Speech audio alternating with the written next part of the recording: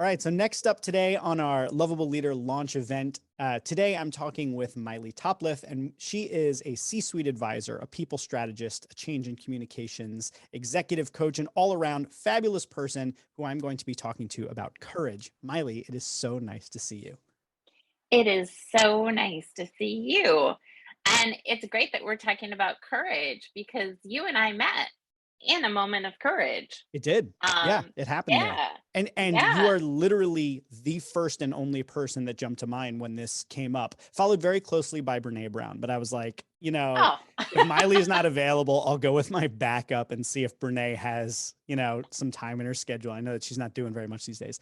But you're the first person that came to mind because thank of you. I always anytime I hear the word intrepid, it's like seared into my brain. Intrepid explorers from your talk where you were talking all about that. So immediately I thought courage, intrepid explorers, Maile, we're talking. Awesome. Yeah. Well, and intrepid explorer is such a great thing to be associated with. So, I agree. sometimes I have to bring out my inner intrepid explorer to have courage.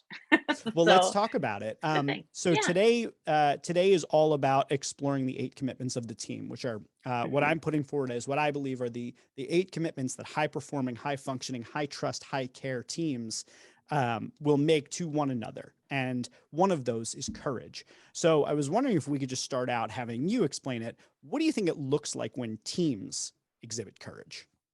Yeah, so that's a really great way to think about it. So, as I think about it, one of the things that first comes to mind is what it doesn't look like. That's always a good way Um, to contrast. So what does it not look like then? yeah, so to me, one of the biggest things I know about people and teams is that when your team isn't talking to you, when people are not sharing information, sharing questions, you don't have trust. You don't have a place for courage to speak into. The other thing I watch for is how many voices am I hearing? If I'm only hearing one voice, there's not courage there. And so, so to contrast with the what's not there, let's go to what is there when there is courage. Um, I think you really have voices. You hear the whole team, you hear people, and you provide space to even the quiet ones to be able to have a way to speak into it, which might mean passing the mic, it might mean taking turns. Um, it's also being honest about what is it that we're trying to do. So, what is the problem we're trying to solve? And I think a lot of times we can skip past that and as leaders assume like everyone knows what we're doing here. No, one of my favorite thought leaders is Priya Parker, and she is the consummate master or mistress of facilitation and mediation and really about the art of gathering. And so to me, one of the best ways that you can have a team exhibit courage is by being intentional about the purpose of why you're gathering. What is the role of everyone that's coming to this meeting? What is it that you're trying to achieve together? Um, how do you make space for each other to speak? Um, it would also be things like admitting that you don't know something. I had the experience recently of working with a nonprofit group. And as you are aware, a lot of my experience comes from very large companies or mid sized companies. And so, working in a nonprofit, I brought some of my corporate speak with me. And I remember when one of the leaders was like, Miley, what do you mean when you have this and you use these abbreviations? I don't know what those mean. And I was like, "Oh, no problem. I can explain that." But had she not taken that moment of courage to ask me, she would have continued to be like, "I don't know what she's talking about when she's doing that." So I think that really ability to ask questions to understand um, is really important. Um, one of the other things I think that, as I have known you over these years, it's also about asking for time. Like, I need time to reflect on that because there's so much immediacy, and you and I've talked about that. It's like Yeah. people feel like, "Oh my gosh, I have to give an answer right this minute," or I have to know what I'm thinking right this minute. And it's like, no, it's okay to be like, I come back to you tomorrow? Or, I was reading something about that and I'd like to come back to our meeting next week and share that information. In fact, I'll send it in advance so that people have a chance to look and read it. And so I think to, that's another way you see courage is that people are asking for time, they're asking for space, they're asking for clarity. Um, and I think too, one of the things I think people don't think about often enough is when there is courage, there is often dissent, there is often conflict, and people, oh, that's not good. It is actually good. The question is, what does the team do with that dissent and that disagreement?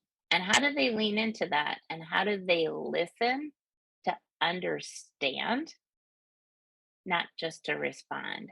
And I think that, really strong teams, in looking at the work that you've done, they don't let those things linger. So it's how do you do the follow up? How do you do the loop back when maybe you're like, I didn't show up in my best way. I need to make amends. Or I need to follow up because now I'm understanding better what they were trying to tell me. Those are important actions, and those are actions of courage, but they're really actions of somebody who's a principled person who's like, I can own this. It's okay for me to feel stupid for a moment in order to just really admit that, hey, I wasn't at my best in that moment. And I had some time to really think about what it is you were trying to bring forward. And I'm getting that. And I want to have a further conversation so I can better dig into that. So those are some of the things that I think about with a team that has vulnerability, or excuse me, with it shows up with courage. Um, I think the other thing I've noticed with teams that exhibit courage is um, instead of speaking for each other, they help create space for someone else to speak, Mhm. and or they help coach behind the scenes so that someone can bring their message forward and feel comfortable. Um, and that's a really big thing. It's like, how do you teach people to carry their own water versus, carrying their water for them, which creates dependency. It doesn't create moments of courage for someone to step into. Um, you know. So, I was thinking too, as we're talking about this, David White is one of the other teachers that I would point to that has written a lot about courage along with Brené Brown. Um, and, he talks about something about like courage is really not that far away. And sometimes we think it's like this big, grandiose thing, and we've got all these layers and all these explanations on top of it. And really, it's like, it's like 10 seconds of like really leaning into, I can do this, I can say this, I can speak my truth, I can show up here, I belong here. Um, and you might have moments after that 10 seconds of stepping into that space of what have I done? But you've been true to yourself. You've been true to the moment. You stepped up to the plate. And more importantly, you are showing up.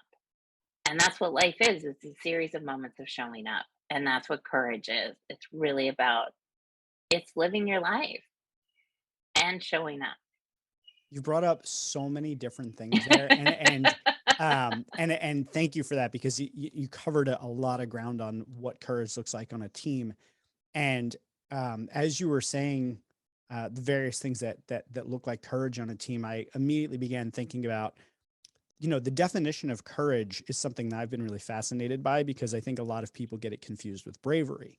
And Yes. very not long ago, I actually learned the distinction between the two. I'm going to share that today, which is that what I learned about the difference between the two is that bravery is about marching into something without fear, whereas Mm, courage is about acknowledging the fear and choosing to do it anyway.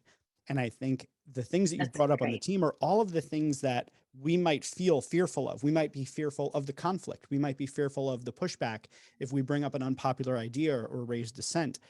We may feel that we're not the right person, or that we don't have standing, or there may be any of the various things that are either in our own heads or that are about the dynamic of the team that would cause us fear. And courage is when the team Yes. has the ability to continue on and move through that. So I think you've laid out a lot of really good cases there. And I really like the one that you said about asking for time, because I know for myself, that's been a very big blind spot, as I am very immediate. I am always in the moment and I always have an answer for things. And I think that puts a lot of pressure on the people that I work with sometimes to be in that same sort of immediacy. But something that I've really been working on with people that I coach, people on my teams, people that I work with, is to say, hey, listen, you don't need to answer this right now. Like, kind of setting it up and creating that space. Like, I know I move at this lightning speed, but that does not Yes. mean that you need to. If you need to take time to process what we're talking about here, please do that. So I want to kind of pivot that into Yes. the conversation around what leaders can do. What can leaders do to create that space? Because I don't want it to sound like the courage thing is it's all on you, right? Like, you, the team member, it's your job to be courageous. I would Yes. say that on the one hand, yeah, everyone should be in pursuit of their greatest courage that they're capable of. But I think in this discussion, the 8 commitments of the team, committing to Yes. courage as a team, how does the leader create space for that Yeah. courage to show up and for people to take courageous action? Absolutely. So critical. And, my work is so much with leaders. And we talk about how do you create space for the team.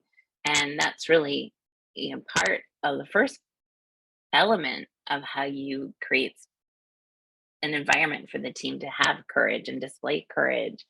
Um, One of the biggest things is that leaders have to do their own deep work. You have to be able to sit with uncertainty. Mhm. You have to be able to do that and do your work on yourself in order for you to hold space for the team. Because if you're so incredibly uncomfortable, which there are moments when you're so incredibly uncomfortable and you get caught up in your riptide of, oh my gosh, what do they think of me? Am I doing this wrong? Am I, you know, and you get caught on the hamster wheel of you are not showing up for your team. You're not creating space for them. So how can you have the cognition of I'm a human because we are, even though we forget that, and our work environments sometimes make us think that we're not, but we are. And so how do we as leaders, having done our deep work, having done our reflection, um, are able to show up in vulnerability, able to show up with an apology where it's, appropriate to be like, what, was not my finest moment last week. Things were moving in a hurry. I was feeling pressure for what the board needed from me, and I snapped at you. That wasn't okay. I can't take it back, but I can have the courage to have the conversation, to apologize, to make amends, to try to, continue to move forward in that relationship with that other individual or with that team. I think that it's one of the things that Priya Parker says is honor the person, not the job description. Yes. And I love that. And I know you probably do too, Well, in because the book, I actually wrote something like, you have to care about the person, not the employee. You actually have to care about the person that you're yeah, working with. absolutely. And that's one of the things that can get in the way of team dynamics is that it's like, oh, that person is in this job. So they don't have anything to say about that. When the reality is, we all have a lot of information about what's going on and different aspects of how we look at it. So you never know who the person is, who's going to have the insight, have the courage to speak something into a group, because they might not be carrying the baggage that everyone else is. So it's like, how do we make sure that everyone has space to speak into the circle, into the group? And I think that, I go back to some of the examples on the team, really being clear about your purpose of why you're gathering or what it is you're trying to achieve. I can't emphasize that enough. There's way too many meetings that people are sleepwalking through, that they want to stab themselves in the eye with a fork, which doesn't sound pleasant, but it's right up there when people are like, why are we having another meeting? What are we trying to do? And I think as leaders, we need to spend a little more, we need to invest the time in getting clear on why we're bringing people together. And I think that, especially in this time of pandemic and uncertainty, and then also looking at the things that are certain, there's so much that's moving for people in their lives of uncertainty, like what is changing with what are the guidelines or what's happening out there. And that carries itself into the workplace because we are, as you said, we're humans. We bring everything with us, and we might be able to come, some of us can compartmentalize better than others, but reality is we're human beings, which means we're messy. We got stuff going on. We always come in with a lens on something. None of us come in completely open to everything because we have history. Sometimes our baggage matches and sometimes it doesn't. But it's like, how do we, um, really get clear about how we're defining what it is that we're going to do together and bringing as much certainty to that as we can? Because Yeah. that's uncertainty we don't need to have. And it's amazing how many times as leaders we'll just be like, oh, we're just gonna kind of wing this. We Yeah. don't need to do that to our people. We don't need to do it to ourselves. It really doesn't take that. We don't have to be so cute about, oh, it's gonna take all this time and I need to bring this out and it's gonna, it has to have this, that, and it. It's like, no, what is it? It's going back to a one simple question. I'm going to quick look here because I wrote it down because I was like, this might come up. Hold on, I just need to scroll here. It's the question that Priya Parker asks in almost all of her work. It's, what is this group trying to solve? What are you trying to do in this gathering? Are you trying to align? Are you trying to show differences? Are you trying to show similarities? Are you trying to build a community? Are you trying to like separate some things into different categories? Those seem like simple questions, but they're questions that we don't ask often enough as we're pulling people together. Yeah, And the I clearer we agree. are about that, and the clearer we are on questions instead of long um, expositions on things and opinions, the better we are at creating space for our teams to be courageous. I love it. And you so nicely tied together that these 8 commitments of the team are not standalones. They all kind of intersect with each other. And then it intersects with the work of a leader of creating and defining what the purpose is, creating strategy, managing the team along the way. There's so much that goes into it. So I really Yeah. appreciate you putting those all together. I feel like I could talk to you for hours about courage, but I only have actually 2 minutes left with you for this segment. Okay. So I'm going to ask you the final question to wrap up on. Got about a minute and a half to answer this, but when I Okay. say lovable leader, who from your Yeah. past or present comes to mind? And can you just give us a brief explanation why? Yeah. So that leader for me would be a woman named Adair Peterson. And I think for me, she's one of those human beings that's very direct. She is very clear, like, here's what I'm really good at, here's what you're really good at. So there's that. Even when I was like, are you sure you want me to do this? She'd be like, well, of course I want you to do this. So it's like, okay. So it's a person who believes in you more than you maybe believe in yourself at the moment. So she was someone probably mid career for me that really helped me grow to the next level. Because again, I had both mentorship and sponsorship from her, as well as she was my leader. She is someone who's become a dear friend. And one of the things that I just so appreciated from the moment I interviewed with her many years ago is that it was a place, she created a space where I could tell the truth,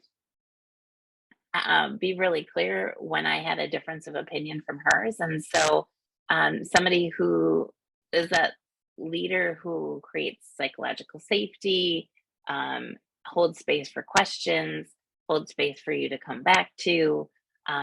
So a lot of things that I do better. I'm not going to say well all the time because I'm human, but the things that I do better, a lot of it is because I was so fortunate to have her as a lovable leader. And she is someone who is still very much a part of um, my reflection and my practice as a leader. And she's someone who, well, she's still all of the things that I've already shared. She's also a very dear friend. Um, and I'm very, very fortunate to have her. And it was fun to read your description of the lovable leader and to be like, I know exactly who I would think about and mention in this That's time. awesome. So That's yeah, awesome. Well, hopefully, there are more people out there that will continue to be these kinds of lovable leaders, making those kind of impacts on people so that we can go all out there and do a little bit better. Thanks for coming on and absolutely. talking about Thank courage you. with me. And it is so freaking fantastic to see your face. We'll have to do this again real soon. Looking forward to it. Thank you so much. Sweet.